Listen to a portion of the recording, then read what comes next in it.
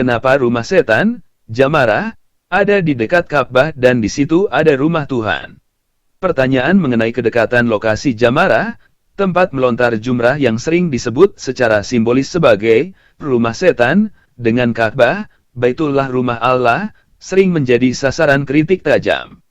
Dari sudut pandang kritikus ekstrem, skeptis, atau penganut teori sinkretisme, keberadaan dua kutub ini dalam satu radius geografis yang dekat menimbulkan kecurigaan teologis. Berikut adalah analisis dari sudut pandang tersebut. 1. Kritik atas geografi dualisme. Kritikus ekstrem berpendapat bahwa menempatkan simbol setan, 3 tugu jumrah, dalam jarak yang relatif dekat dengan pusat kesucian, Ka'bah, adalah bentuk dualisme yang aneh. Mereka menuduh bahwa secara tidak sadar, ritual ini memaksa umat Islam untuk berinteraksi dengan simbol kegelapan di tanah yang diklaim paling suci. Dalam pandangan kritikus radikal, ini dianggap sebagai bentuk penghormatan terselubung atau pengakuan atas eksistensi kekuatan jahat di dalam lingkungan suci.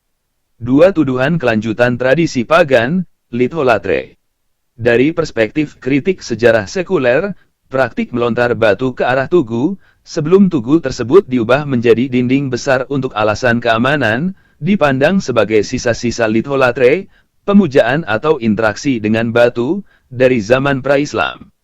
Kritikus ekstrem mengklaim bahwa keberadaan rumah setan ini sebenarnya adalah titik-titik pemujaan berhala kuno yang tidak bisa dihapuskan, sehingga kemudian diislamkan dengan narasi Nabi Ibrahim mengusir setan.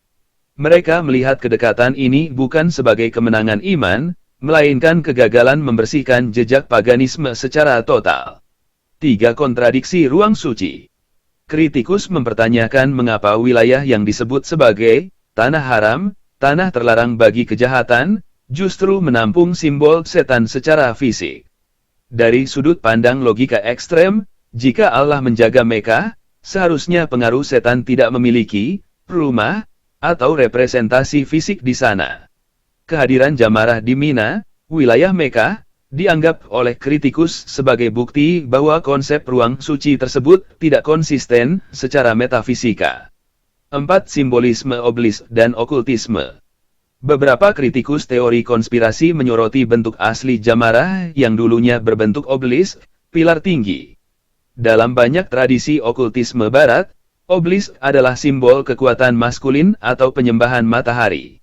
Kritikus ekstrem menuduh bahwa penempatan simbol okultis ini di dekat Ka'bah adalah rencana terselubung untuk menyisipkan energi negatif atau tanda setan di jantung dunia Islam. Referensi dan sudut pandang teologis, Ibrah. Penting untuk memahami bahwa dalam teologi Islam arus utama, Jamarah bukanlah tempat tinggal setan, melainkan monumen pengingat, Ibrah. Sirah Nabawiyah, Ibnu Katsir menjelaskan bahwa lokasi tersebut adalah tempat di mana Nabi Ibrahim as digoda oleh iblis saat hendak menjalankan perintah Allah. Melontar batu di sana adalah simbol perlawanan batin manusia terhadap godaan, bukan interaksi fisik dengan makhluk halus. Al-Munajjid, fatwa Islam menegaskan bahwa tugu-tugu tersebut hanyalah tanda, objek, untuk melaksanakan perintah ibadah. Syariat Islam melarang keyakinan bahwa setan terikat atau tinggal di dalam tugu tersebut.